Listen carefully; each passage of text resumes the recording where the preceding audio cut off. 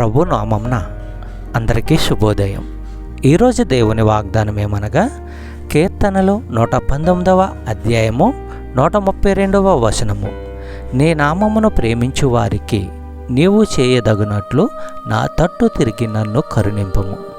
ప్రియ సహోదరులారా, దేవుడు తమ నుండి ముఖము తిప్పేసుకున్నాడని, తమ బాధలకు కష్టాలకు తమని వదిలేశాడని విశ్వాసులకు అప్పుడప్పుడు అనిపిస్తూ ఉంటుంది.